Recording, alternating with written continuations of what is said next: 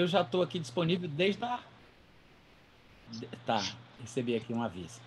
Beleza, eu estou aqui disponível para falar com vocês, tá? Para a gente poder bater um papo sobre escatologia, quem sabe até tirar dúvidas, né, de vocês, conforme a gente vai caminhando. Eu sou Natan, eu sou da cidade de Fortaleza, a capital do Ceará, mas eu moro na Paraíba, tá? Eu estou em Campina Grande. Eu vim para cá em 1996 para morar com um casal de americanos do Alabama. Depois eu fui para o Rio de Janeiro, fiquei uns 3 anos ali no Rio de Janeiro. Depois casei e voltei para cá, para Campina Grande, que é onde meu filho nasceu e a gente mora aqui. E é daqui que a gente viaja por outros lugares do Brasil e do mundo à medida que os convites vão surgindo, né? Eu vivo do ministério de tempo integral. Eu tenho algumas formações. Eu trabalhei como programador de computador durante muito tempo. Depois larguei e fiquei somente no ministério. Mas já trabalhei como editor de vídeo, com desktop publishing, diagramação, design. De vez em quando eu faço alguma coisa para algum amigo, ou quando alguém precisa de algum serviço, eu ainda faço isso. Mas o meu foco hoje é, na verdade, a ministração do evangelho. Eu vivo sendo convidado pelos seminários, pelas igrejas, para ministrar em conferências, dar palestras, dar aulas. Eu não cobro para pregar. Eu aceito todos os convites que me fazem, mas eu nunca cobro. Eu não concordo muito em se cobrar para pregar, mas como eu vivo do ministério, eu aceito qualquer oferta que o povo me dá, de acordo com a sua generosidade, com a sua condição, porque as pessoas acabam querendo abençoar aqueles que lhes abençoam, né? E é bíblico essa parceria no tocante ao dar e receber, como Paulo explica muito bem lá em Filipenses capítulo 4. Eu tenho um site que é o meu nome, natanrufino.com.br. Você colocar Natan Rufino no Google, deve ser a primeira coisa que aparece. E lá eu também tenho alguns livros. Eu publiquei até hoje 7 livros. Estou escrevendo um oitavo. Eu não sei se foram 7 ou foram 6. Às vezes eu perco a conta. Eu acho que foram 6. Esse será o 7º. Esse é também escatologia, tá? Será sobre o arrebatamento antes da tribulação. Mas eu tenho outros títulos sobre assuntos diferentes. Além desse de escatologia, eu só tenho mais esse aqui, que é a Bíblia, o Islamismo e o Anticristo. Depois eu tenho esse sobre a salvação dos parentes, e eu mostro que não há promessa para a salvação dos parentes, que é uma coisa que é uma confusão generalizada na igreja cristã. Eu mostro que não existe promessa, que se você crê no Senhor Jesus, será salvo você e a sua casa. Eu explico pormenorizadamente aquela passagem de Atos 16:31, versículo por versículo, então esse livro é só sobre isso. Eu tenho um que se chama Creia em Deus e Veja o Invisível, que fala sobre a ajuda que vem de Deus para que a gente possa alcançar as promessas que Ele tem feito para a nossa vida. Eu faço uma exposição versículo por versículo de Marcos capítulo 11, quando Jesus lançou aquela praga na figueira e aquela praga pegou. E eu explico por que a fé funciona tanto para coisas positivas quanto para negativas. É nesse livro aqui que se encontra essa explicação, a força divina da fé. E tem um livro falando sobre a libertação da imoralidade sexual, tá? Todos esses livros estão no meu site, podem ser comprados online sem burocracia nenhuma. E é uma alegria poder estar aqui, gente, é um privilégio. E eu vi que o irmão Marcelo levantou a mão, acredito que ele deva ter uma pergunta, e se eu puder, tiver conhecimento, eu vou tentar responder, tá bom? Macedo, boa noite, Macedo. pastor. Boa noite, pastor Rufino. Ó, Natan Rufino. A paz do Senhor. Eu vi que, inclusive, em um dos seus livros, o senhor trata do assunto que faz parte da minha pergunta. Qual a importância dos muçulmanos no calendário profético? Inclusive, a gente recordando que o povo árabe, de onde a maioria, ou quase totalidade, é muçulmana, Verdade. descendem de Ismael, que é um filho de Abraão. Então, qual a importância dos muçulmanos no calendário profético? E também a China. A China, a gente está vendo que é um país que está se tornando cada vez mais poderoso economicamente, militarmente, e dentro de pouco tempo vai superar os Estados Unidos economicamente e provavelmente militarmente. Qual a importância da China no desfecho e também aí antes da vinda de Jesus e também consequente vinda do anticristo, né? Tá. Muito boa pergunta. Eu vejo que o senhor está bem antenado aí, né, nos acontecimentos e nos debates escatológicos sobre esse tema, embora eu acredite que a China não tem absolutamente nada a ver com a questão da escatologia. Nada, nada a ver. Se tiver alguma coisa, pode ser que ela apareça ali discretamente naquela passagem que fala daquele exército que vem do Oriente, que vai atravessar o rio, é o Eufrates, se eu não estiver enganado, que vai secar e eles vão passar, né, as 200 miríades, uma coisa assim. Se for, né? Mas não há nenhuma citação direta, nenhum tipo de texto que fale especificamente sobre o povo chinês. Não há, né? Há generalizações às nações pagãs, dizendo que algumas delas seguirão ao anticristo e outras farão guerra contra ele. Não sei de que lado a China iria ficar numa situação como essa. Eu penso que talvez ficasse a favor. Não sei. Vai depender de quem o anticristo vai perseguir, né? E da relação da China com esse inimigo do anticristo. Que às vezes as pessoas se unem para lutar contra um inimigo em comum. Agora, deixando a China de lado, porque eu sei que está muito em voga a questão da China, porque é uma potência mundial, tem a questão do vírus chinês que se espalhou pelo mundo, o pessoal está discutindo se foi programado ou não foi programado, se foi feito de propósito ou não foi de propósito, se está sendo usado como arma química ou não, se a própria vacina já faz parte de um plano maior, com o objetivo de exterminar a população mundial e controlar os seres humanos, será que não é a marca da besta? Então, existem, assim, muitas especulações em cima disso aí. A maioria delas eu considero como teoria da conspiração. Eu sei que algumas pessoas que se consideram inteligentes acham uma afronta eu dizer um negócio desse, desprezar, né, a envergadura da problemática chinesa. Mas o que realmente me faz pensar sobre as coisas da vida é a palavra de Deus. Então, para mim, o norte ele vai ser apontado pela Bíblia. Se a Bíblia não falar claramente sobre um certo assunto, ou se a Bíblia falar claramente sobre um assunto que não é o que está em voga nas mídias, nos noticiários, nos jornais, então eu não vou dar ênfase àquilo que a própria Bíblia não dá. Eu sei que as pessoas hoje em dia estão fazendo interpretações que tentam adequar textos bíblicos às situações atuais, ao movimento geopolítico atual, às notícias atuais, ao contexto atual, mas eu acho que as interpretações mais corretas são aquelas que são feitas pela Bíblia, através da própria Bíblia. Então, se você não forçar a barra, eu acho que não tem como a gente olhar para outro lugar, senão para o próprio Oriente Médio. A Bíblia fala bastante sobre o anticristo, diz quem vai ser, de onde vai ser quem serão os seus progenitores, a sua ascendência, a sua árvore genealógica, de onde ele vai vir, onde ele vai nascer, de onde ele vai exercer o seu reino, fala do lugar, do país, da região, de onde ele vai receber a autoridade, a cerimônia de posse que vai acontecer quando ele receber um trono, um poder e grande autoridade, como diz lá em Apocalipse capítulo 13, versículo 2, fala exatamente o lugar onde ele vai estar, de onde ele vai reinar, de onde ele vai governar, de que povo ele vai ser inimigo, quais nações ele vai conquistar, quais ele não vai conseguir conquistar, diz de que lugar ele vai ser atacado. Lá em Daniel se fala inclusive sobre ataques no flanco direito e na retaguarda do seu império. Então nós temos muitas passagens que falam de forma objetiva, específica, clara sobre o anticristo, sobre o seu reino e tudo mais. Então eu acho que não há nenhum tipo de passagem que faça alusão à China. Agora, sobre os muçulmanos é diferente. Sobre os muçulmanos é muito diferente. Em primeiro lugar, no meio evangélico, de forma geral, a interpretação tradicional sobre o anticristo, ela não considera tradicional assim, de uns anos para cá, né? Porque se a gente for voltar lá para o século VII, por exemplo, nós temos declarações de um determinado senhor chamado João Damasceno, ou João de Damasco, que foi considerado como um dos primeiros teólogos eruditos da igreja cristã, e ele tanto falava árabe como falava grego. Ele escreveu um texto chamado Dos Ismaelitas e as Suas Heresias. Você consegue encontrar isso facilmente hoje em dia na internet, em vários idiomas, inclusive em português. Dos Ismaelitas e as Suas Heresias. Depois vocês procuram, se tiverem curiosidade. Inclusive eu coloco alguns trechos desse texto de João Damasceno no meu livro, A Bíblia, o Islamismo e o Anticristo.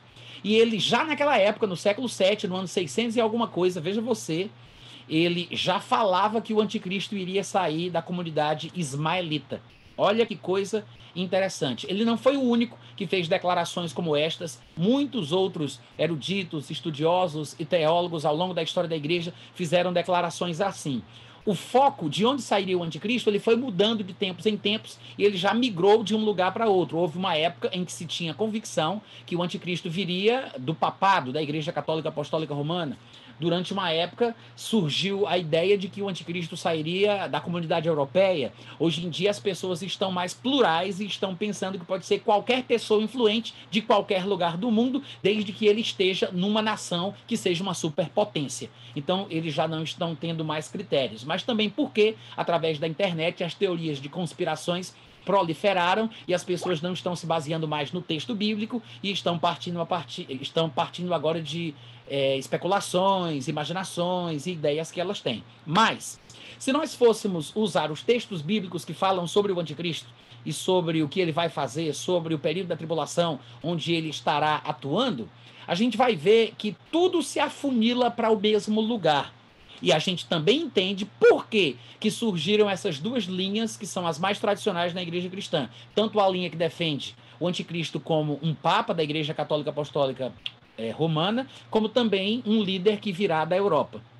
Talvez uma das passagens mais significativas seja Daniel, capítulo 9, do versículo, 20 ao 27, por exemplo. No versículo 26... diz assim, no 26, depois das 62 semanas será morto o ungido, falando de Jesus, né, o Cristo. A palavra ungido aí é uma referência ao Mashiach, ou ao Christus, que é o Senhor Jesus. Ele diz, será morto o ungido e já não estará. É exatamente esse período em que nós vivemos, é o período em que ele não está.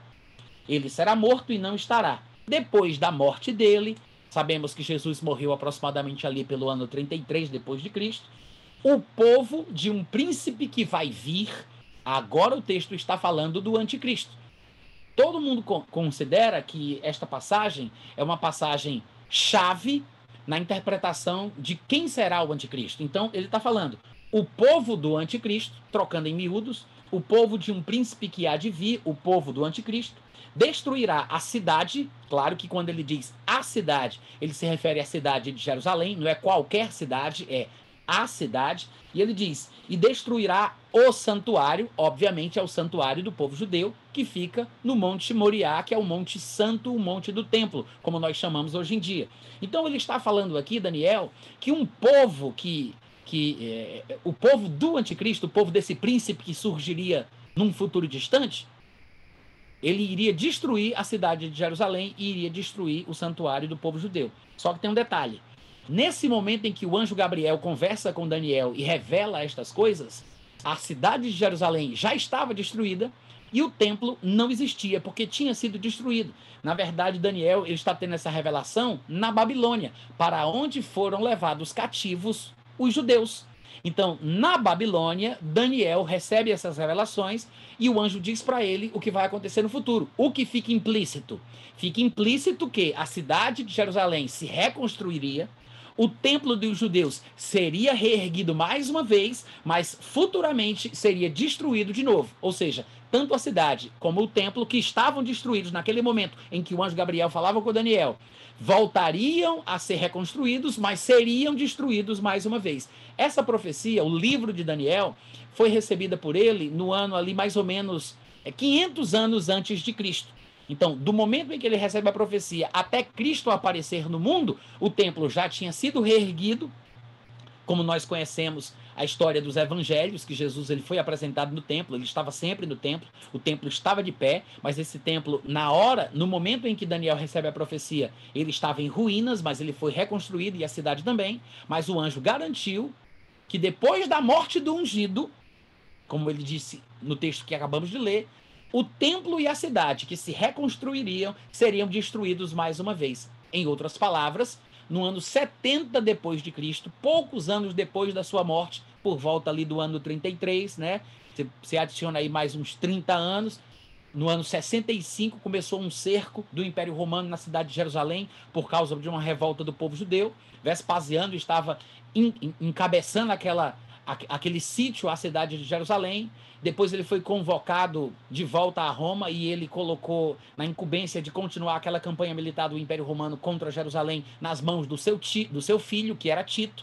Aí Tito toca a campanha e acaba invadindo a cidade de Jerusalém, a terra dos judeus, e há uma chacina, muitos são mortos, mas ele leva consigo 6 tropas de legionários que estavam estacionados no Oriente Médio. Cada tropa, cada legião tinha 5.000, 6.000 homens. Todos eles eram legionários do próprio Oriente Médio. Quando você pesquisa sobre esse assunto, no Google ou nos historiadores, 2 historiadores que falam sobre isso, que talvez alguns de vocês conheçam, são Públio Cornélio Tácito e aquele que ficou conhecido, embora o nome dele não seja esse, né, porque ele era um hebreu, mas aquele que ficou conhecido como Flávio Josefo. É um nome latino que foi dado a ele pelo próprio Tito, que se tornou, porque ele se tornou um protegido de Tito. E aí ele ficou conhecido como Flávio Josefo. Mas o nome dele era um nome hebraico, né? Então, Yosef Mattahu HaKohen, que era Flávio Josefo, falou sobre a destruição de Jerusalém no seu livro A Guerra dos Judeus, que é um livro de 7 ou 6 volumes, mas esse livro, que é pouco conhecido pelos evangélicos, foi inserido num livro que os evangélicos conhecem, que é a História dos Hebreus. Então, se você tem aquele livro, a História dos Hebreus, dentro desse livro tem os 7 volumes do livro de Flávio Josefo, chamado de A Guerra dos Judeus. E nesse livro, ele fala que as 6 legiões que Tito pegou, que estavam estacionadas no Oriente Médio para invadir Jerusalém, eram formadas todas por árabes, sírios, descendentes de Ismael e Esaú. Porque Esaú e Ismael fizeram uma aliança e eles se miscigenaram entre si, né? Eles pegaram das filhas da casa do outro e mesclaram os seus descendentes entre si, ficou uma mistura só, que inclusive é da onde se diz que vem o povo árabe. Inclusive, a palavra árabe, se for traduzida para a nossa língua, significa miscigenados ou misturados. Esse é o significado da própria palavra árabe, né? Porque eles são formados por uma miscigenação dos edomitas e dos ismaelitas. O fato é que o povo que Tito usou para invadir Jerusalém e destruir a cidade e o templo foi este povo ismaelita. Então, quando ele diz aqui em Daniel 9:26 que depois da morte do ungido, um povo do príncipe que vai vir, ou seja, o povo do anticristo, iria destruir a cidade e o santuário, ele estava falando que a cidade de Jerusalém e o santuário, depois de serem reconstruídos, seriam destruídos novamente. E acontece no ano 70. Ora, isso quer dizer que nós temos uma pista gigantesca que nos mostra para onde olhar em relação ao surgimento do anticristo, porque ele está falando do povo do anticristo, o povo que viesse a destruir a cidade de Jerusalém e o templo dos judeus, depois que eles fossem reconstruídos, coisa que acontece no ano 70 depois de Cristo, este povo seria o povo do anticristo. Então, o que é que acontece? Por causa deste texto aqui, até hoje, as pessoas pensam o seguinte: bom, se foram os romanos que destruíram a cidade de Jerusalém no ano 70 e destruíram o templo, então o povo do anticristo só pode ser o povo romano. É um raciocínio lógico que tem uma fundamentação teórica. Só que tem 2 linhas, 2 vertentes que seguem a partir dessa interpretação. Um grupo diz assim: não, mas o Império Romano não existe mais. O Império Romano se esfacelou como bolacha creme crack envelhecida. O Império Romano do Ocidente acabou-se muitos anos atrás, lá por volta do ano 300, 400 depois de Cristo, e nunca mais existiu. Mas o Império Romano se transformou no Sacro Império Romano, porque ele foi cristianizado. Depois ele se transformou na Igreja Apostólica, na Igreja Católica Apostólica Romana, e hoje em dia os verdadeiros herdeiros e descendentes espirituais do povo romano são o povo da Igreja Católica. Isso quer dizer que o povo do anticristo é o povo da Igreja Católica. Então, quem vai ser o anticristo só pode ser um papa. Essa é uma vertente. Muitos evangélicos seguem esse raciocínio, baseando-se aqui em Daniel 9:26. Os próprios adventistas, por exemplo, defendem publicamente essa interpretação por causa desta passagem. Tá? Claro, usam outras também, mas não é a única interpretação possível. Por exemplo, os pré-tribulacionistas mais tradicionais, do meio pentecostal, dos quais eu faço parte, é o grupo que eu faço parte, meus colegas de trabalho, os pastores que são pré-tribulacionistas, falando assim, eles pensam da seguinte forma: não, a igreja, o Império Romano, ele se destruiu, acabou, se esfacelou, mas o Império Romano do Ocidente, ele se transformou no que hoje é a Europa. Porque existia o Império Romano na sua forma inicial, que começou em Roma, obviamente, mas ele foi se expandindo. Depois surgiu uma nova capital do Império Romano, em Constantinopla, que na verdade é uma cidade da Turquia, né, da atual Turquia, que fica na Ásia Menor. E aí teve um momento em que o Império Romano ele se dividiu em dois, em Império Romano do Ocidente e o Império Romano do Oriente. O Império Romano do Ocidente, que tinha a sua formação inicial, o original, ele não durou muito tempo. Ele durou no máximo ali uns 400 anos, 400 e alguma coisa. O Império Romano do Oriente ele vai durar mais de 1000 anos. Ele só vai ser destruído no ano de 1453, quando o Império Otomano toma Constantinopla e islamiza todo aquele império e toma conta do mundo, né? Que inclusive é por causa do avanço do Império Otomano que surge a Primeira Guerra Mundial, e inclusive a Segunda Guerra Mundial também é influenciada pelo pensamento extremista do mundo islâmico. Hitler tinha a solução final de acabar, exterminar, aniquilar com o povo judeu por causa da influência de um líder religioso islâmico que era o Mufti, é uma espécie de sacerdote, né? O Mufti de Jerusalém. Então, a ideia de Hitler de exterminar os judeus foi concedida a ele, foi dada a ele por um líder islâmico. Então, havia uma ligação entre o pensamento muçulmano e a Primeira Guerra Mundial e a Segunda Guerra Mundial, inclusive com o pensamento hitlerista. Mas, voltando ao assunto, o que é que acontece? Então, nós temos o Império Romano do Ocidente e o Império Romano do Oriente. O Império Romano do Ocidente ele se acaba ali por volta do ano 400 e alguma coisa, depois de Cristo, e aí o Império Romano do Oriente continua. O que é que os pré-tribulacionistas pensam? Eles pensam o seguinte: Daniel 9:26 disse que o povo do anticristo seria o povo que destruísse a cidade de Jerusalém e o templo dos judeus depois que eles fossem reconstruídos, como nós acabamos de ler. Aí eles pensam, a Igreja Católica com certeza não é. Mas o que é que pode ser? Pode ser que o Império Romano do Ocidente, que se transformou na Europa, seja o herdeiro do antigo Império Romano. Então, provavelmente, concluíram que o anticristo tem que surgir da Europa.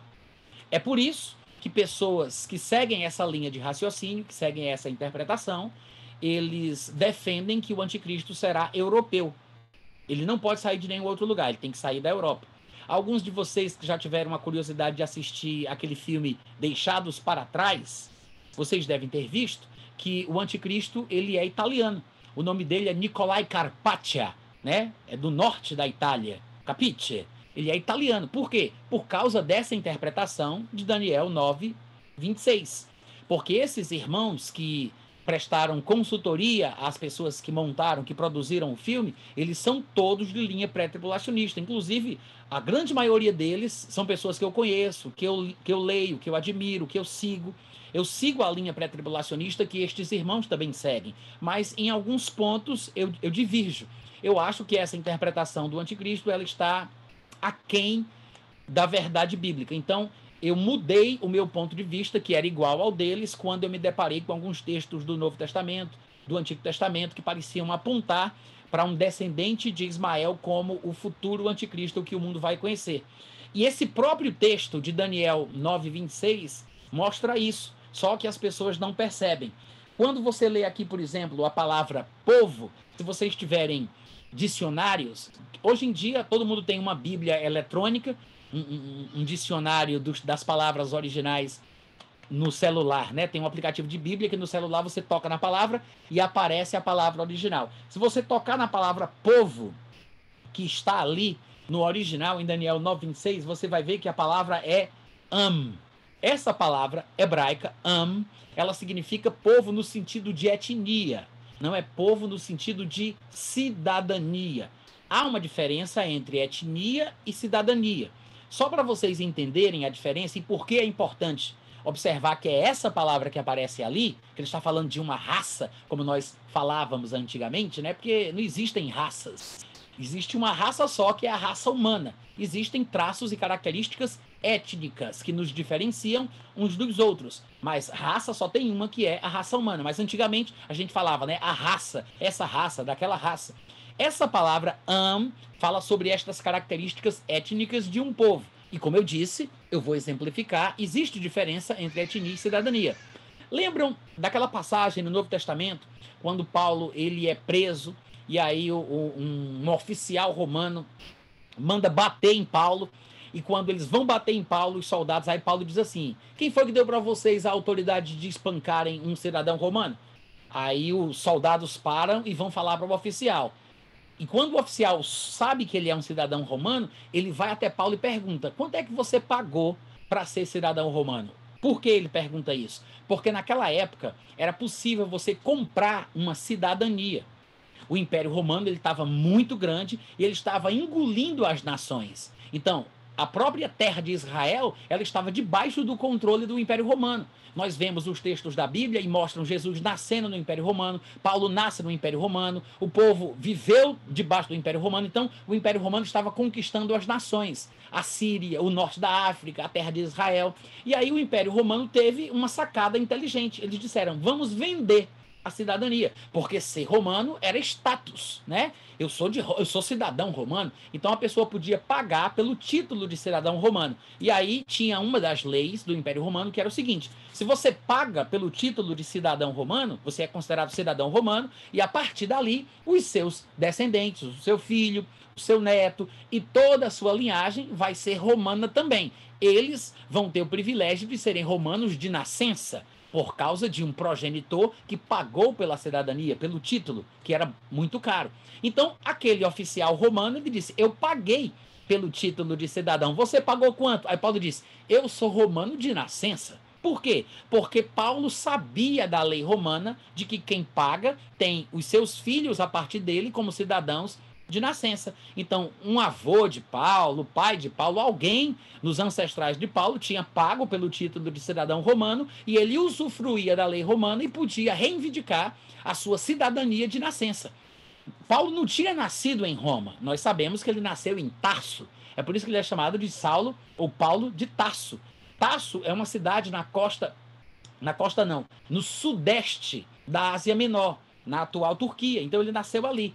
Etnicamente, a sua etnia era o quê? Hebraica. Lembra que ele disse: eu sou hebreu de hebreus. Ou seja, ele não era filho de pai judeu e de mãe gentia, ou vice-versa, né? Mãe judia e pai gentil. Ele era filho de hebreus, os dois eram hebreus. Ele era da etnia hebraica pura, sem mistura. Então ele disse: sou hebreu de hebreus. Então, etnicamente, falando da etnia de Paulo, ele era judeu. Agora, cidadania, ele tinha duas. Sabe aquele negócio de dupla cidadania? Ah, não, fulano tem dupla cidadania. Ou seja, Paulo nasceu em Tarso, então ele era cidadão de Tarso, mas Paulo era cidadão romano pela própria lei romana. Então, usufruindo dos seus direitos, ele reivindicava a sua dupla cidadania. Agora, cidadania é uma coisa, etnia é outra coisa. Se vocês tiverem entendido o que eu acabei de falar, agora, quando a gente volta para Daniel, capítulo 9, versículo 26, as coisas se abrem diante dos nossos olhos, porque o texto profético está falando sobre o povo cuja a etnia é igual à do anticristo. Ele não está falando de cidadania. O que isso significa? Significa que o povo do anticristo não pode ser o povo romano. Por quê? Porque no ano 70, quando Tito invade a terra de Jerusalém, e faz o que o profeta já tinha previsto aqui nessa passagem, não tinha nenhum romano com ele. Ele pegou homens legionários das tropas do Oriente Médio. Ele pegou sírios, ele pegou egípcios, ele pegou jordanianos, ele pegou pessoas do norte da África, ele pegou o povo dali, os descendentes de Ismael e de Edom. Ele não pegou romanos. Então, não foram os romanos que destruíram Jerusalém, que destruíram o templo, como a profecia fala. Até porque a palavra usada no texto profético é a palavra que é usada para etnia. Esse texto de Daniel, ele foi traduzido para o grego 300 anos antes de Jesus nascer. Vocês já devem ter ouvido falar dessa Bíblia, dessa versão, a Septuaginta. Essa versão é a versão grega do Antigo Testamento. Ou seja, o império de Alexandre o Grande, que era grego, se expandiu pelo mundo.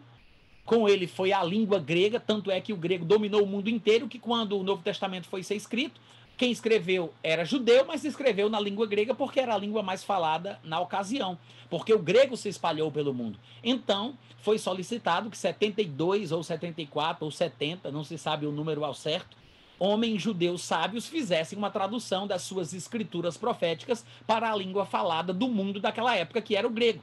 Essa versão é chamada de Septuaginta, que é uma palavra que é referência ao número 70, para falar da quantidade de homens que trabalhou nessa versão grega do Antigo Testamento hebraico. Quando eles traduziram a palavra a palavra hebraica se você procurar a Septuaginta, e é fácil de encontrar hoje em dia, você vai ver que algumas versões da Septuaginta traduziram a palavra hebraica para etnon. Etnon. Etnon é de onde vem a nossa palavra etnia, porque nós temos muitas palavras que vêm do grego, como teologia, apóstolo, apostasia, são palavras gregas, anestesia, né? São palavras gregas que entraram no português. A palavra etnia, que fala de características de um determinado povo, antigamente nós chamaríamos de raça, né? Esta palavra, etnia, vem desta palavra grega que foi usada para traduzir a palavra hebraica. O que é que eu estou dizendo para vocês, irmãos? Eu estou dizendo para vocês que esse texto também aponta para onde, aponta para o povo de onde sairá o anticristo. É o povo, ele virá do povo que destruiu a cidade de Jerusalém e o santuário dos judeus no ano 70 depois de Cristo, que não foram os romanos. Quem diz isso? O próprio Flávio Josefo, na sua obra, diz que foram os árabes, os ismaelitas, e Públio Cornélio Tácito, que é um historiador secular, né, porque embora Flávio Josefo não fosse cristão, muitos cristãos gostam de considerar o que ele dizia porque ele era judeu, ainda que digam que ele era vendido para os romanos. Mas nós temos aí duas referências de historiadores de grupos diferentes, Públio Cornélio Tácito, que era grego, e nós temos o judeu que trabalhava para os romanos, Flávio Josefo. Os dois dizem que foram os árabes que destruíram o templo, a cidade, e causaram uma chacina ao povo judeu naquela época. O que é que isso nos mostra? Provavelmente essa passagem, como muitas outras também, estejam apontando para o lugar, para o povo de onde o anticristo sairá. Se você vai pesquisar outras passagens que falam das características do anticristo, você vai ver que como tudo se encaixa com uma luva, tá? Então, essa é a minha interpretação. O islamismo, ele faz parte, no meu ponto de vista, do cumprimento profético do período da tribulação. No período da tribulação, o anticristo será o instrumento usado pelo anticristo para tocar o terror, para perseguir os judeus e todos aqueles que não aderirem à fé que eles defendem. E nós temos inúmeras características na Bíblia que mostram que o islamismo é a única religião que tem a capacidade de fazer isso, tá? Porque o islamismo é a única religião que existe no mundo hoje que mata pessoas por decapitação por causa da sua fé. Quem disser, por exemplo, que Jesus é filho de Deus, vai ser morto por decapitação. Nenhuma outra religião no mundo faz esse tipo de coisa por causa da fé em Jesus Cristo como filho de Deus. Só o islamismo. Gente, o Islã ele tem de 1,6 a 1,8 bilhões de seguidores. Está em avanço crescente. Isso são dados do último censo, tá? É bem provável que o islamismo já tenha passado. O cristianismo ainda é considerado a maior religião do mundo porque é considerado de uma forma geral. Católicos, ortodoxos, o espiritismo cristão, né? o Islã com o cristianismo, o testemunho de Jeová, os adventistas do sétimo dia. Todo o segmento cristão é colocado num balaio só e são considerados como cristãos e por isso é a maior religião do mundo. Se não for assim, o islamismo é a maior religião do mundo. Se é que já não passou, mesmo juntando todo mundo do cristianismo. Porque no Islã, o homem tem 4 mulheres, com cada mulher ele tem 8 filhos, e cada filho que ele gera é propriedade do pai e é educado no sentimento supremacista islâmico desde novo. E ele aprende a odiar todas as outras pessoas, inclusive Israel. A característica de ódio de ojeriza pelo povo judeu que o próprio islamismo tem, é um cumprimento bíblico das profecias que falam de um último inimigo do tempo do fim que haveria de vir contra a nação de Israel. De fato, Jesus chegou a afirmar que ele vai conseguir invadir Israel, ele vai entrar na Judéia, ele vai até o lugar santo, e Paulo diz que ele vai se sentar no santuário de Deus como se fosse o próprio Deus. Ele vai tomar na marra a terra de Israel para si. Ele não vai se apossar de Jerusalém ou de Israel porque vai ser recebido como um Messias, porque vai ser aclamado. Muita gente pensa que o anticristo ele tem que ser judeu para ser recebido pelos judeus. Mas nunca o anticristo foi dito na Bíblia que vai ser recebido pelos judeus, tá? As pessoas interpretam errado passagens que eles não entendem. O que a Bíblia diz sobre o anticristo na terra de Israel é que ele vai invadi-la, ele vai entrar na marra, na força. Ele não vai ser recebido, aclamado ou aceito. Não há nenhum texto que diga que ele vai ser recebido. As pessoas interpretam errado uma passagem do Evangelho de João, porque Jesus disse assim: eu vim em nome de meu Pai e vocês não me recebeis. Mas se outro vier em seu próprio nome, a este recebereis. Aí o pessoal pensa que esse texto está falando do anticristo. Mas se fosse do anticristo que Jesus estivesse falando, Jesus não tinha certeza se o anticristo iria ou não iria surgir na história humana. Porque ele disse: eu vim em nome de meu Pai e não me recebestes. Mas se outro vier... Ué, se ele está falando do anticristo, ele não sabe que o anticristo vai vir? Será que a gente sabe mais do que Jesus? Que a Bíblia já profetizou em textos do Antigo Testamento, no livro de Daniel, em Ezequiel, Isaías, Malaquias, em todo canto a Bíblia fala que o anticristo vai vir. Será que só Jesus é que não sabe disso? Jesus não poderia dizer se outro vier em seu próprio nome falando do anticristo, porque o anticristo vai vir. Então ele não deveria dizer se outro vier, ele deveria dizer quando esse outro vier, e não se ele vier. Ele não estava falando do anticristo, gente. Ele estava falando de um costume feio que os judeus têm de sempre quererem inventar um novo Messias para si. Eles elegem Messias à torto e à direito o tempo inteiro. A vida inteira eles fazem isso. Fizeram isso antes do surgimento de Jesus Cristo, há muitos anos atrás, e continuam fazendo depois que Cristo morreu e ressuscitou, até os dias de hoje. Um dos messias mais famosos da história dos judeus foi um homem chamado Simão Bar Córriba. Inclusive teve na história uma revolta que é conhecida como a Revolta de Bar Córriba, nos anos 132 a 135, na época do imperador romano Adriano, que foi justamente por causa dessa revolta de Bar Córriba que o imperador Adriano tentou exterminar a prática do judaísmo naquela terra. E com raiva, ele mudou o nome da cidade de Jerusalém para Aeólia Capitolina e mudou o nome da terra de Israel para Síria Palestina. E desde então, as pessoas que não conhecem a Bíblia, porque nunca existiu a terra da Palestina na Bíblia, mas as pessoas que não conhecem a Bíblia e a história verdadeira, eles ouvem essas versões, essas interpretações distorcidas que os muçulmanos repercutem. Eles pensam que existia uma terra chamada Palestina, da onde os muçulmanos foram tirados e o judeu invadiu. Isso não existe, gente. Quem inventou esse negócio foi o imperador Adriano no ano 135 depois de Cristo, para tentar exterminar com a prática do judaísmo na terra de Israel. E ele tentou exterminar a crença judaica, mudando o nome da cidade de Jerusalém e o nome da terra de Israel. Yasser Arafat, aquele egípcio, no ano de 1937, pegou essa sacada, né? Pegou esse negócio de Adriano e disse que ele fazia parte do povo palestino que tinha sido expulso pelos judeus da terra palestina, mas nunca houve terra palestina. Quem inventou isso foi Adriano, tentando acabar com o povo judeu. Então, o que é que acontece? O Simão Bar Córriba foi um dos maiores messias que o povo judeu já teve, porque um rabino famoso daquela época, o rabino Akiva, tinha dito que ele era o messias que o povo de Israel estava esperando. Acreditaram, ele morreu e não deu em nada. Hoje em dia, se você pesquisar na internet, depois pesquisem, Lubavitch, procurem por esse nome. É um movimento messiânico moderno na terra de Israel, agora em 2021, gente. É um dos mais fortes candidatos a ser o Messias. Muitos judeus messiânicos dizem que ele é o Messias. O Lubavitch é um dos candidatos a ser o Messias, não é o único. Sempre os israelitas, os judeus, estão querendo eleger Messias para si. O que é que Jesus está falando ali? Desse costume feio dos judeus.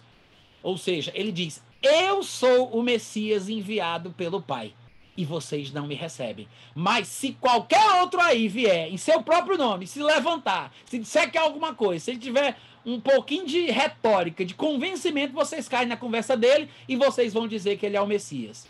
Jesus quis falar sobre isso. Ele não estava dizendo que quando o anticristo surgir, vocês vão receber como se ele fosse o Messias. Não tem um texto na Bíblia que diga que o anticristo vai ser recebido pelo povo judeu. O único Messias que os judeus vão receber é um judeu que se chama Jesus Cristo. É o único que eles vão receber. Mas isso depois de comerem o pão que o diabo amassou, depois de sofrerem muitas coisas, no final da tribulação, quando se cumprir aquelas palavras do profeta que disse: quando se tiver acabado a destruição do poder do povo santo, né? Quando eles tiverem sido quebrantados, humilhados e disserem: bendito és tu que vem em nome do Senhor, Baruch Rabá, Bishem Adonai, que foi o que Jesus Cristo declarou na semana da sua morte: vocês não mais me vereis até que venhais a dizer: bendito és tu, porque tu vens em nome do Senhor. Quando eles disserem isso, aí Jesus Cristo descerá do céu, matará o anticristo com o sopro da sua boca e finalmente descerá com seus pés no Monte das Oliveiras. Eles reconhecerão a Jesus como o Cristo e ele iniciará o seu reino milenar. Mas até então, eles não vão aceitar nenhum outro Messias. Vão estar sempre inventando de querer eleger alguém que seja o Messias. Nunca vai dar certo, porque nenhum homem carnal vai conseguir fazer o que o Messias verdadeiro é capaz. Então estarão cometendo o seu erro um atrás do outro. Mas a Bíblia não prevê o anticristo sendo recebido como o Messias. As pessoas dizem assim: ah, Natan, mas nesse texto aí mesmo de Daniel 9, por exemplo, fala que ele fará aliança com muitos. Isso não significa que ele fará uma aliança com o povo judeu? No versículo 27 diz: e este príncipe, né, que no futuro vai vir, fará firme aliança com muitos. Muitos teólogos acham que a palavra muitos aqui significa simplesmente muitos judeus, embora eu pense que sejam muitos povos, incluindo o povo judeu, porque logo na sequência do versículo ele fala que o povo judeu vai ser perseguido no meio da semana, né? Então o povo judeu está incluído, mas eu não sei se isso significa que a aliança que ele vai fazer é só com os judeus, tá? Mas ele fará uma aliança com muitos, é um tratado provavelmente internacional, né, de interesses bilaterais, onde as pessoas que assinam aquele tratado saem ganhando. E Israel até hoje tem tratados com a Arábia Saudita, com o Egito, com a Turquia e com muitos outros países árabes. Não pense que porque Israel vai entrar em aliança com uma nação pagã, que essa nação tem que ser a nação do anticristo. Até hoje, Israel, não só hoje, né, gente, nas épocas passadas também, com a Pérsia e com outros países, com outras nações, Israel sempre fez aliança. Não é uma novidade para o povo de Israel fazer uma aliança com um povo pagão, com interesses bilaterais, né? Da mesma forma, o anticristo fará uma aliança com muitos, provavelmente incluindo Israel, por 7 anos, uma semana, né? E na metade da semana, ou seja, depois de 3 anos e meio, fará cessar a prática religiosa judaica, ou seja, os sacrifícios que os judeus estarão praticando, a oferta de manjares que os judeus estarão praticando, e sobre a asa das abominações virá o assolador, até que a destruição que já está determinada se derrame sobre ele. Em outras palavras, Daniel está dizendo que ele vai fazer uma aliança de 7 anos com muitos. Os judeus provavelmente estão incluídos, porque eles vão poder voltar à sua prática religiosa, o seu templo estará de pé, mas na metade da semana ele não só quebrará o acordo que fez, mas ainda atacará o povo judeu, impedindo que os judeus continuem suas práticas religiosas. Jesus ainda menciona isso. Lá em Mateus capítulo 24, versículo 15, ele diz: quando, pois, virdes o abominável da desolação, que nós acabamos de ler aqui, né? Virá na asa das abominações o assolador. Aí Jesus diz: quando, pois, virdes o abominável da desolação, do qual falou o profeta Daniel, quem lê o livro de Daniel entenda o que ele diz. Jesus fala: quando vocês virem o abominável da desolação, do qual falou o profeta Daniel, no lugar santo. Onde é o lugar santo, gente? É o nosso corpo? É a igreja cristã? Onde é o lugar santo? Bom, se você tem dúvidas, basta esperar Jesus continuar a frase dele. Ele diz: quando, pois, virdes o abominável da desolação no lugar santo, quem estiver na Judéia, fuja. Ora, Se é para fugir da Judéia, quando o abominável da desolação estiver no lugar santo, é porque o lugar santo está na Judéia. É simples. Não tem que tentar reinventar a roda. Jesus está dizendo, quando ele estiver no lugar santo, quem estiver na Judéia, fuja, porque o lugar santo está na Judéia. Ou seja, provavelmente ele está usando o linguajar do livro de Daniel, que fala da cidade santa, que fala do povo santo, que fala do lugar santo. O lugar santo, irmãos, é a terra de Israel. Se você der um zoom, como a gente faz hoje em nossos dispositivos eletrônicos, se você der um zoom desse lugar santo, você vai parar na Judéia. Se você der um zoom, você chega em Jerusalém. Se você procurando o lugar santo e der um zoom, você vai parar no monte do templo, o Monte Moriá, que é o Monte Santo. Mas se você der um zoom, você chega no templo judeu. Se você der um zoom, você chega num lugar que é chamado de o Santo dos Santos. Esse é o lugar santo. Não tem como ser qualquer outro lugar. Então, o que é que as escrituras preveem? Que o anticristo, ele vai quebrar esse tratado, ele vai quebrar esse acordo e ele vai invadir a terra de Israel, como Jesus confirma lá em Mateus capítulo 24. Quando acontecer isso, ele diz, este tempo será de grande tribulação, como nunca houve, desde que há nação sobre o mundo, nem jamais haverá. Quando é que vai ser o tempo da grande tribulação? Quando o anticristo estiver na terra, quando ele firmar uma aliança de 7 anos com algumas nações, incluindo a nação de Israel, e quando ele quebrar essa aliança, vai ser a metade da tribulação, que é o segundo período, é a segunda metade da tribulação, onde a agonia, as dores, o juízo vai ser mais intenso, né? Então, no meu ponto de vista, as escrituras estão falando sobre o anticristo, que virá do povo islâmico, tá? Eu sei que existem ideias diferentes, versículos que são interpretados de formas diferentes, e se vocês tiverem dúvidas específicas sobre isso, sobre o anticristo, sobre a possibilidade dele ser islâmico, vocês podem perguntar, Natan, mas e essa passagem? E aquela passagem? Mas e esse texto? E eu vou tentar aqui ajudar vocês a respeito do assunto. Se vocês quiserem fazer uma pergunta sobre outra coisa, também podem ficar à vontade. Eu estou aqui para a gente conversar, tá? Pastor Natan, enquanto o senhor toma uma água aí, o Anderson, ele levantou a mão aí, ele quer fazer uma pergunta e depois eu quero voltar para a gente dar uma meio continuidade nisso que o senhor acabou de falar, tudo bem? Okay. O Anderson, pode abrir seu microfone, irmão.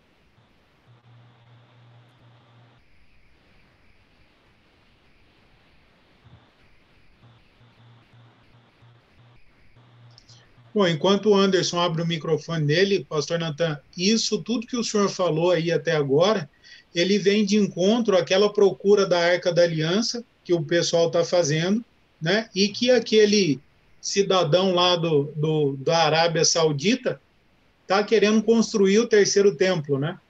Isso tem uma ligação também. Pastor Natan, o senhor estava comentando a respeito das visões que Daniel teve. Então, assim, os 4 animais, né, como também os 4 impérios, que nos mostram em questão da imagem, né, que o rei Nabucodonosor teve, então nos mostra muito em questão de a colocação que o pastor tem colocado a respeito desses assuntos. Então, ou seja, quando a gente vê em questão do restabelecimento do reino de Deus, que é o último reino a ser estabelecido, de acordo com a Bíblia, então isso aí nos mostra claramente, não somente em questão dos assuntos, né, que o Senhor está falando, mas nos mostra que o reino de Deus está mais próximo do que nunca de ser restabelecido, né, questão do arrebatamento, da assolação, qual o pastor está falando do arrebatamento da igreja. Sim. Você queria fazer uma pergunta, Anderson? É só comentar mesmo. Não, comentar sobre isso, porque o livro de Daniel é igual o senhor tem falado, né? Em questão de tijolinho, para o senhor entender, compreender a visão do contexto todo aquilo ali, é um estudo bem demorado em questão das 70 semanas, né? De Daniel. Também, então, o que eu acho legal que o senhor teve comentado, né? Que às vezes as pessoas pegam aquela interpretação, né? Em questão dos 4 reinos que teve, né?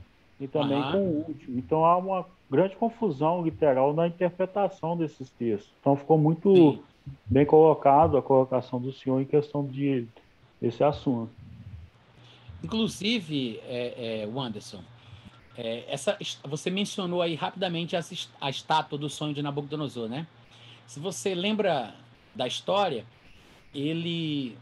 Daniel traz a interpretação dizendo que cada parte da estátua representava um reino que se levantaria na terra.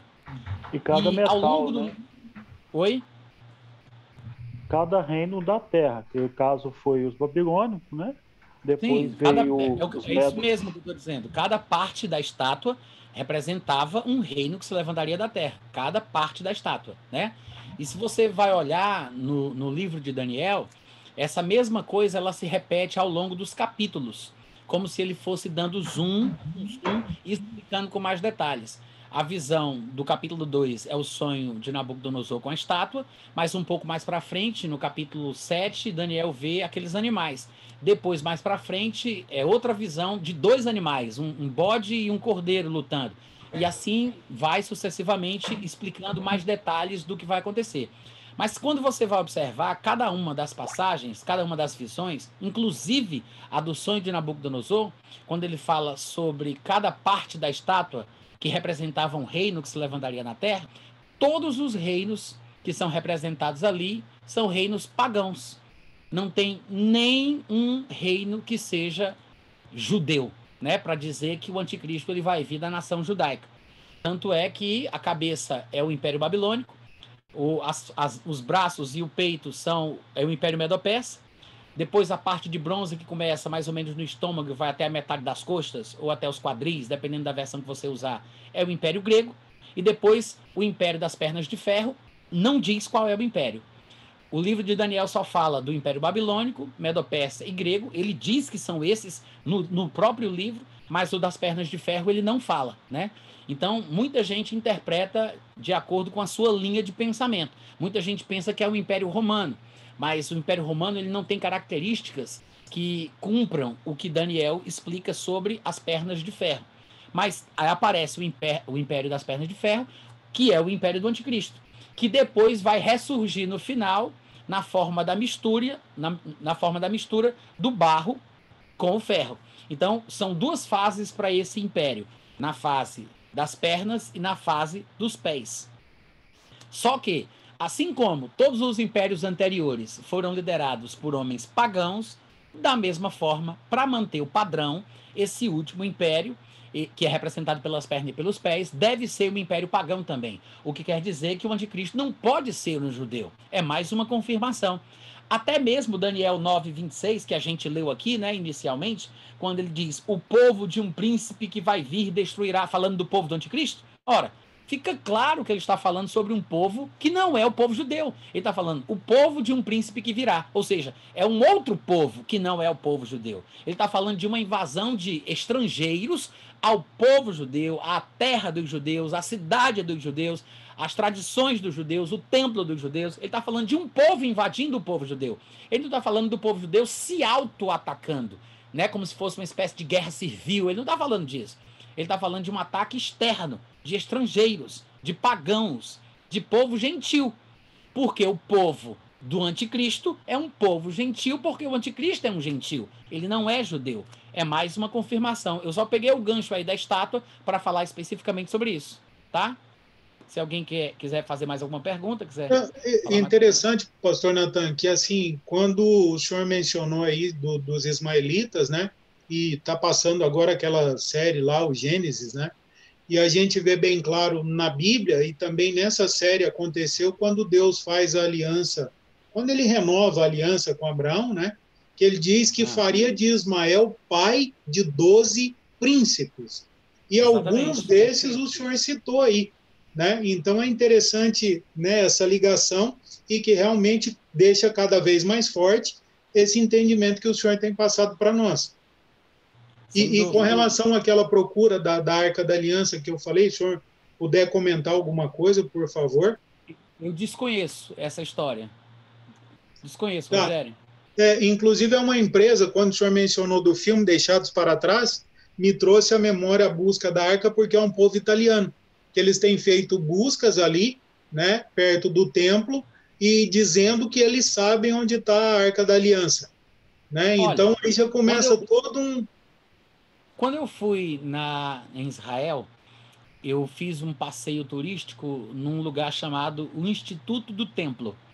É uma organização judaica que trabalha para a reconstrução do terceiro templo. Ele já tem tudo pronto, tem uma faculdade que treina descendentes da tribo de Levi para exercerem o sacerdócio. Eles já reconstruíram todos os utensílios, todas as coisas, está tudo pronto. Só falta a permissão para a reconstrução no lugar certo, né? E é muito rápido para se construir um templo, porque a gente vê a réplica do templo de Salomão aqui, né, da Igreja Universal, levou 3 anos para ser construído. Então, assim que for permitido, eles constroem. Provavelmente 3 anos e meio vai estar pronto, porque eles têm dinheiro, têm condição, só falta a permissão. Agora, quando eu estive lá e eu recebi instruções, assisti palestras, fiz um tour e tudo mais, eles sugeriram que sabiam onde estava a Arca da Aliança, mas que era uma coisa da qual eles não tratavam, porque era uma polêmica muito grande e se encontrava num lugar polêmico, conturbado, que não estava no controle deles, mas do controle dos muçulmanos, porque o próprio Monte do Templo, ele é controlado pelos muçulmanos. Eu não sei se vocês sabem disso, mas hoje em dia, o lugar onde o Templo de Salomão estava de pé, aquele lugar, hoje só tem mesquita islâmica. E quem controla aquele lugar é a polícia religiosa islâmica jordaniana. Recentemente, vocês devem ter visto aí passando nos jornais, recentemente os judeus começaram a fazer uma comemoração festiva, uma data comemorativa lá de Israel, e foram com bandeiras, cantando músicas, subindo no Monte do Templo para comemorar. E quando eles fizeram isso, surgiu uma revolta do povo islâmico, e eles se revoltaram porque eles estavam pisando no Monte do Templo, que embora seja em Jerusalém e seja o lugar mais sagrado dos judeus, quem controla são os muçulmanos. E aí surgiu essa guerra que até hoje ainda sai na mídia, quando eles começaram a apedrejar, né? Eles chamam de intifada, né? Surgiu essa intifada muçulmana contra os judeus e os judeus revidaram e acabou que surgiu essa guerra, mais uma vez, entre o pessoal do Hamas, da faixa de Gaza, e o povo de Israel, e foram esses mísseis trocados para lá, de lá, e aquela coisa toda. Então, o que é que acontece? Quem controla hoje o Monte do Templo é o povo muçulmano. Não tem como os judeus construírem o templo ou continuarem com o projeto, encontrarem essa Arca da Aliança onde eles dizem que sabem onde é que está, porque muitas das questões passam pela autoridade islâmica e eles não têm essa liberdade. Outra coisa interessante para a gente poder acrescentar aqui no debate. Gente, os únicos que com o microfoninho. Os únicos que os muçulmanos ouvem e obedecem são os líderes muçulmanos. Muçulmano não respeita governador, presidente, primeiro-ministro de qualquer nação. Se não for um líder muçulmano respeitado, eles não ouvem. São iguais um jumento selvagem que mordem e dão patadas e dão coices para tudo que é lado. Como disse a profecia lá em Gênesis dos descendentes de Ismael, né? Igual um burro selvagem. Afrontadores dos seus irmãos que ninguém controla. Mas no dia que surgir um líder islâmico de peso, que represente Maomé, né? Que se auto-intitule califa dos fiéis, califa dos muçulmanos, todos os muçulmanos vão prestar obediência a ele. Pode ter certeza. Aí o que é que vai acontecer? Quando esse líder, esse califa, que na nossa interpretação seria o anticristo, né? Quando ele disser, deixem que os judeus construam o seu templo aí no Monte Moriá, que eles possam ter o seu templo e nós temos as nossas mesquitas, e aí eles possam fazer a sua prática religiosa, não tem problema nenhum. Aí a polícia religiosa jordaniana vai permitir que os judeus construam o seu templo lá no Monte Moriá. Porque um líder, um califa, representante de Maomé, o líder dos fiéis, disse que era para fazer. Aí eles obedecem. Eles só obedecem um líder muçulmano de peso. Esse vai ser o anticristo. Quando isso acontecer, aí o que é que o povo do mundo vai dizer? Agora nós temos paz e segurança, porque hoje o mundo está dividido em pró-árabe, pró-israelense. Os que são defensores dos árabes são defensores por questões comerciais, por causa do petróleo, conchavos políticos, e os que defendem Israel, às vezes, é por causa dos valores judaico-cristãos, como no caso dos Estados Unidos e de outras nações que são pró-Israel. O mundo está dividido basicamente nisso aí. É a grande divisão do mundo hoje em dia. A possibilidade da Terceira Guerra Mundial surgir, ela se concentra ali no Oriente Médio. É justamente a divisão em relação à Terra Santa. Quando isso acontecer, o povo vai dizer, finalmente, agora nós temos paz. Agora nós temos segurança. E o que é que Paulo diz que vai acontecer? Quando eles pensarem que têm paz e segurança, eis que lhes virá repentina destruição, como vem as dores para aquela que está para dar à luz, e eles, de modo algum, escaparão. Ele não está falando dos crentes, da igreja, ele está falando do povo do mundo. O que é que vai acontecer com o povo do mundo na época da tribulação? Porque a igreja do Senhor Jesus já terá sido tirada da terra, como Paulo explica no capítulo 4 de Tessalonicenses. Em 1 Tessalonicenses 4 ele fala do arrebatamento, no capítulo 5 ele fala isso que eu acabei de citar aqui para vocês, que é o que vai acontecer durante a tribulação. Tá? Pastor Natan, já tem 1h07 que o senhor está dando essa aula para nós aí, acrescentando demais para cada um de nós, eu tenho certeza. E a minha pergunta é, podemos fazer mais uma pergunta ou Claro, paramos por aqui? Pode perguntar. E enquanto o irmão que quer fazer a pergunta se manifesta, o irmão Rosenberg, pastor Natan, ele pergunta qual o aplicativo da Bíblia que o senhor usa, que clica no nome e ele traz a explicação. Ótimo. Olha, muito boa pergunta, tá, gente? Esse aplicativo, ele só funciona para dispositivos Android. Tem outros para quem usa iCoisa, iTablet, não sei o quê, mas eu acho que a grande maioria deve usar Android e é realmente um sistema melhor, né? Tirando aí as questões técnicas, das dificuldades de aparelhos mais baratos, que às vezes travam, o sistema Android, ele traz mais liberdade, mais possibilidades técnicas, tá? Sem entrar em polêmicas, eu sou programador de computador, eu sei do que eu estou falando, mas para quem usa Android, o aplicativo é MySword, é em inglês, tá? MySword, MySword, ou seja, minha espada, né? Traduzindo para o português, MySword. Você vai encontrar esse aplicativo, não acho que tenha mais na loja de aplicativos da Google, não. Tinha, mas parece que eles tiraram. Você encontra no site mysword.info, I-N-F-O. Tem como eu escrever isso aqui para o pessoal? Tem, Rogério? Tem algum lugar onde eu posso escrever? Tem, pode soletrar aí que eu escrevo aqui, pastor. Eu achei um lugar que escreve aqui. Posso escrever? Pode, fica à vontade. mysword.info. Esse aí é o site, tá, gente? Você colocar desse jeitinho que eu tô escrevendo aí. Peraí que eu escrevi errado. mysword.info. Vê se tá certo. Lá vai. Tá aí. mysword.info. Isso aí é um site. Certinho. E outra questão, pastor Natan, os árabes, eles têm interesse em encontrar a arca ou não têm? Eles têm algum posicionamento? Não sei. Não estou informado das buscas, procuras ou interesses do povo árabe em relação a isso, não. Não sei. Eu não duvidaria que tivessem interesse. Não duvidaria. Mas realmente eu não sei. Tá. Tem mais algum outro irmão que quer fazer alguma outra pergunta? Gente, maravilha, pastor Natan. Chegou aqui, maravilha. Mais alguém para perguntar alguma coisa ao pastor Natan?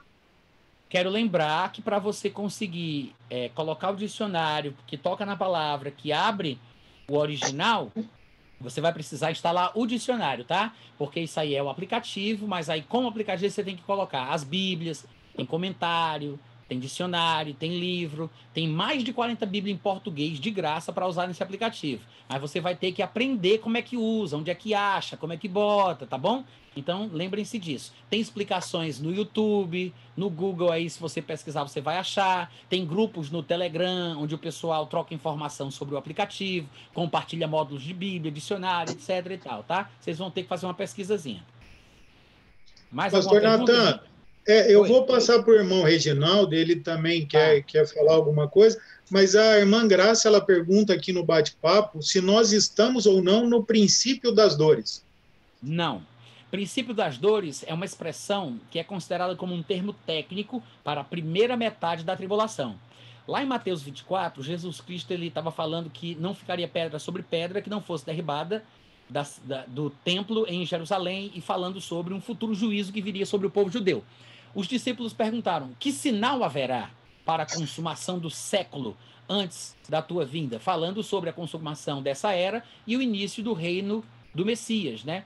E aí Jesus responde. Quando ele vai dar a resposta, do versículo 4 até o versículo 14, ele faz um apanhado geral do que vai acontecer e ele fala da tribulação assim de forma panorâmica. Ele faz uma abordagem geral.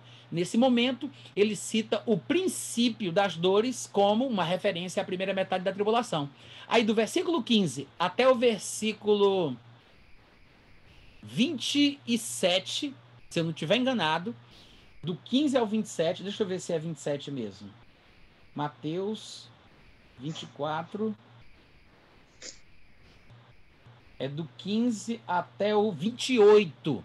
Do 15 ao 28, ele fala só sobre a segunda metade da tribulação, que é chamada de grande tribulação. Em outras palavras, é um período de 7 anos, dividido em 2.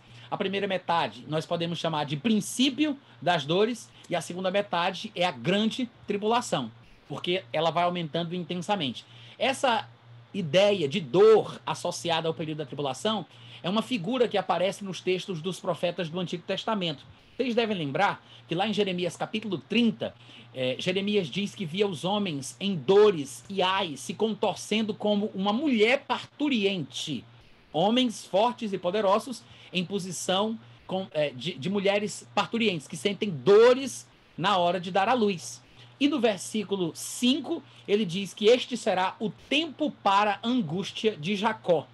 Jacó aí, claro, ele não estava vivo, já tinha morrido. Quando ele usa o nome de Jacó, ele está fazendo uma referência ao povo que descende de Jacó. Ele fala do tempo de angústia para Jacó como uma expressão sinônima para o período da tribulação, que serão dores como as dores da mulher que está para dar à luz, as dores da mulher parturiente, que é o que ele disse nos versículos anteriores de Jeremias 30. Deixa eu ver se é Jeremias 35 ou se é Jeremias 37. Ele disse que era o versículo 5, né? Que falava. É o versículo 7, tá, gente? Tempo de angústia para Jacó. Está no versículo 7. Mas ali nos versículos ao redor, começa ele falando sobre essa questão das dores de parto. Então, essa ideia, essa figura de dores, é uma ideia que é associada ao período da tribulação. Vocês devem lembrar que lá em 1 Tessalonicenses 5, inclusive, a gente citou esse texto aqui, né? Eu vou até ler para vocês. Mais uma vez, Paulo usa a mesma figura de dores de uma mulher que está para dar à luz como sinônimo da ideia da tribulação. Ele diz: quando o povo começar a dizer que tem paz e segurança, eis que repentina destruição virá sobre eles, como vem as dores de parto como vem as dores de parto a que está para dar à luz. Ele está falando da tribulação. Essa ideia de dores de parto é uma ideia da tribulação. Por quê? Porque as dores que vem a mulher que está para dar à luz, ela começa devagar, ela tem um princípio menos intenso, que não dói tanto, é uma coisa mais amena, e ela vai intensificando. À medida que o tempo passa, vai ficando cada vez pior. Esse processo de intensificação nas dores é a mesma ideia que se quer passar, que o texto bíblico quer passar em relação à tribulação. Tem o princípio das dores, mas tem a intensificação das dores a ponto de ficar insuportável. A primeira metade é só o começo, a segunda metade é a grande tribulação com dores e angústias insuportáveis. Então, sempre que você se referir ao princípio das dores, lembre-se que é mais provável que Jesus estivesse falando da primeira metade da tribulação, como ele expôs em Mateus capítulo 24, do versículo 4 ao versículo 14. Maravilha. Temos o irmão Reginaldo, então, pastor Natan, ele também quer fazer uma pergunta. Então, pastor Natan, eu fiz a minha pergunta lá no começo, uma vez eu ouvi uma determinada pessoa dizendo assim que as linhas escatológicas, elas são divididas em 4, né? O plano de Deus com Israel, o plano de Deus com a igreja, o plano de Deus com as nações e o plano de Deus também com os anjos caídos, seria Satanás e o inferno. Isso é correto? Isso é correto, essa análise da pessoa que fez? Depende do que a pessoa vai dizer. De fato, a gente vê uma agenda divina em relação aos anjos, porque foi para eles, né, que o inferno foi criado. A Bíblia diz que o inferno foi criado para Satanás e os seus anjos. Então a gente vê que o lago de fogo com enxofre, ele é o destino final. O inferno é só uma sala de espera, né? O inferno e a morte vão ser lançados dentro do lago de fogo, mas esse destino final é uma criação divina para a punição do diabo e os seus anjos. E escatologia é o estudo das últimas coisas, então a gente pode colocar dentro do pacote o destino final dos anjos também. E é lógico que existe uma agenda específica para com o povo judeu, para com os gentios e para com a igreja. Porque, como nós vimos em 1 Coríntios 10:32, há uma distinção na Bíblia em relação a cada uma destas categorias. Da mesma forma que a igreja é formada por judeus e gentios, ainda são judeus e gentios crentes que formam a igreja. A pessoa não deixa de ser um gentil só porque creu em Jesus. E ela não deixa de ser judeu porque creu em Jesus. É um judeu crente ou é um gentil crente. E existe o gentil incrédulo e existe o judeu incrédulo. E para cada um destes povos, ou seja, para os judeus e para o resto do mundo, tem uma agenda divina que vai se cumprir. A tribulação, ela vem justamente para os pecadores da terra, como Isaías deixa bem claro lá em Isaías, capítulo 13, a partir do versículo 6 até o versículo 11, se eu não estiver enganado. Ele fala que o tempo da ira de Deus, o tempo do dia do Senhor, é para destruir da terra os pecadores. Obviamente que a ira, a indignação e o furor da parte de Deus vem primeiro para o judeu, mas também alcança o gentil. Da mesma forma, a glória, a salvação, a imortalidade vem primeiro para o judeu, mas também alcança o gentil. Tudo é assim. Tudo é primeiro para o judeu e depois para o gentil. Quando Deus escolheu Abraão, de quem? Para abençoá-lo, mas para que nele fossem abençoadas todas as nações da terra. Ou seja, sim, é bênção, a vontade de Deus é bênção para todo mundo a partir do povo judeu, mas da mesma forma também vai vir ira, sem acepção de pessoas, para todo mundo, começando pelo povo judeu. É por isso que o olho do furacão na tribulação é a terra de Israel, como a Escritura demonstra, como Jesus confirmou em Mateus 24, e assim por diante. Sim, isso só esclareceu mais o pensamento que eu já tinha, né? E aquilo também que foi falado nas perguntas anteriores também. Eu já tinha ouvido falar assim, bem assim, rasamente, raso, né? Bem pouquinho, mas hoje deu para entender bem melhor assim. Parabéns, pastor, pela palestra. Foi muito esclarecedor, viu? Amém. Pastor Natan, nós temos aqui agora o Rosenberg. Ele pergunta com relação a Ezequiel 37, se são profecias relacionadas a Israel ao longo da história, né? E se essas profecias têm relação com o milênio. Com o milênio eu não sei, mas a maioria das pessoas que eu já vi falando sobre Ezequiel 37, que se refere ao Vale dos Ossos Secos, né? E aquela espécie de ressurreição, que é uma alegoria da ressurreição da nação de Israel, todos interpretam isso como um ressurgimento do povo judeu na história recente, né? De 1947 para cá. Obviamente que daqui para frente as coisas só vão melhorar para os israelitas, quer dizer, vai piorar antes de melhorar, porque eles vão ser atacados durante a tribulação, vão sofrer muito, mas em seguida eles vão clamar ao Senhor Jesus, se converterão, Jesus virá e iniciará o milênio, que é a época dourada do povo judeu. Então, eu acredito que sim, que Ezequiel 37 tem tudo a ver com o ressurgimento do povo judeu, mais especificamente ao longo da história, de 1947 para cá, talvez. E a outra pergunta, e talvez a última, né? Porque, imagina, já 1h30 aí. O livro de Eli, ele tem alguma ligação com a parte escatológica bíblica, pastor Natan? Eli? Que livro é esse? Não, é um filme. É um filme que ele... Sim. É daquele homem que é cego e que ele anda atrás da... Sim, eu lembro. Denzel Washington, exatamente. Qual é a tua pergunta? Então, se ele está relacionado com o momento escatológico, se é algum período escatológico aquilo ali, ou se, enfim, se tem alguma ligação. É difícil de saber, porque o filme ele é ficcional, né? Ele não se baseia em realidade e não há nada ali que eu veja que possa ser retratado pela Bíblia, não. Nada. Mas, assim, é legal, é um filme interessante, eu acho muito bonito o filme, porque, querendo ou não, o protagonista lá do filme tem a missão de preservar a palavra de Deus através da memória. E ele vai para um determinado lugar onde aquilo que ele sabe decorado vai ser transcrito para o papel, né? Porque é o livro mais importante, é o livro que Eli, que é aquele personagem, vai contribuir para o ressurgimento da biblioteca, né? Lá tem vários livros seculares, etc. e tal, mas faltava a Bíblia. O livro de Eli é a Bíblia. Então, eu não sei. Eu acho que as pessoas às vezes associam com o Apocalipse, né? Porque o filme ele retrata aquele mundo pós-apocalíptico, né? Como se tivesse havido uma espécie de guerra mundial, de guerra nuclear, e a civilização foi exterminada, não tem mais água, não tem comida, o povo está tudo doido. Então, o pessoal gosta de associar com o período da tribulação. Mas na Bíblia é diferente. A tribulação ela não é como é retratada ali naquele filme, não. Tá? Então, assim, não tem ligação com os textos bíblicos. A Bíblia apresenta a tribulação como um período muito mais angustiante do que aquele. Para você ter uma ideia, a Bíblia fala de terremotos como nunca existiu na face da Terra e fala sobre um acontecimento que vai ser a primeira vez na história do homem que vai acontecer. As estrelas que estão no firmamento vão cair na Terra. O sol vai parar de brilhar a sua luz e a lua não vai dar a luz que ela tem mais. Nem o sol, nem a lua, nem as estrelas iluminarão o mundo. De fato, várias passagens falam que vai ser um período de densas trevas. Gente, é um negócio pavoroso que a gente não tem ideia do que vai acontecer. Sem falar dos problemas militares, geopolíticos, vai ter tudo isso aí, né? Pragas, terremotos, poderes dos céus sendo abalados, cataclismas, tsunamis. Vai ser um Deus nos acuda sem tamanho.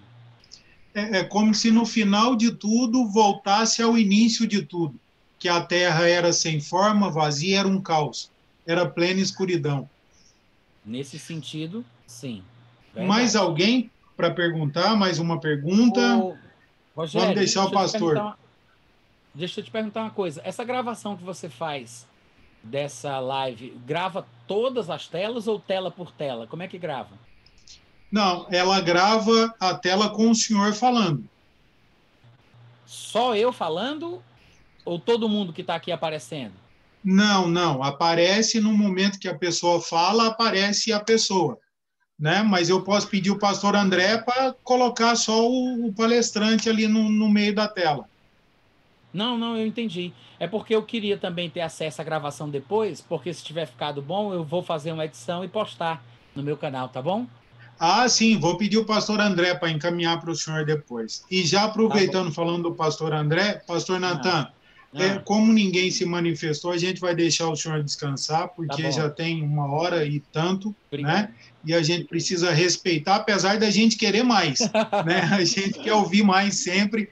E está todo mundo elogiando ali, agradecendo a sua participação, pastor. E pode ter certeza que o senhor vai estar nas nossas orações a partir de hoje, daqueles que não conhecia, né? E só Deus para retribuir o senhor essa participação aqui no Grupo EBD em questão e deixar os nossos agradecimentos, né, ao pastor Natan, que de forma tão carinhosa nos atendeu e nos encheu, né, com essas... vamos dizer assim, com essa maravilha que é a palavra de Deus. Obrigado, Amém. Pastor Natan, o senhor possa fazer as suas considerações. Tá bom. Eu vou colocar aí o link do meu canal do YouTube, tá? Caso vocês queiram se inscrever lá no canal, é esse aí, ó. Deixa eu mandar já como link aqui. É youtube.com Natan Rufino, tá? Eu não sei se é Vocês estão vendo aí, não? Eu mandei aí no bate-papo de vocês. Não, ele veio, mas sem ser como link. Sem link, né? Tá. Mas aí... Diga. E o pessoal está aqui, pastor Natan, agradecendo. Entendi muito, aprendi muito, estou muito contente. Ficaria horas ouvindo o pastor. É uma palestra incrível, enfim. Pessoal Amém. Agradecendo e elogiando e parabenizando o senhor. Né, e toda Amém, honra, gente. toda glória para Deus e que Deus possa continuar abençoando o senhor e honrando cada dia mais. Amém. Muito obrigado, viu? Tá? O senhor quer fazer mais alguma colocação? Não, obrigado pelo carinho, pela paciência. Entrem lá no canal, se inscrevam, tá? Acompanhem, tem muito vídeo, muito material. Tem o meu site, tem meus livros, então fiquem à vontade. Então, um abraço. Tá. Até a próxima. Amém. Só pedir o pastor Macedo para fazer a oração, para nos despedir. Essa bênção que foi hoje, né? Essa palestra com o pastor Natan. Amém. Senhor nosso Deus, nosso Pai, nós te damos graças, Senhor, por esses momentos que estivemos aqui juntos, aprendendo, Senhor, mais a tua palavra, que nos foi ministrada pelo pastor Natan Rufino, meu Deus. Que conhecimentos maravilhosos, Senhor. O Senhor trouxe essa oportunidade para nós. Que o Senhor continue abençoando o pastor Natan Rufino com toda sorte de bênção, Senhor. Em nome de Jesus, que o Senhor abençoe o seu ministério e que cada vez mais, Senhor, seja conhecido em toda a face da terra. Em nome de Jesus, que o Senhor abençoe a todos os presentes e nos dê um fim de semana na tua presença, Pai, em nome de Jesus. Amém. Amém. Glória a Deus. A Obrigado, bênção, gente. pastor Macedo. Amém. Que a graça de nosso Senhor Jesus Cristo, o amor de Deus, nosso Pai, a comunhão e as consolações do Espírito Santo de Deus esteja sobre todos nós e sobre toda a face da terra, em nome de Jesus. Amém. Amém. Amém. Amém.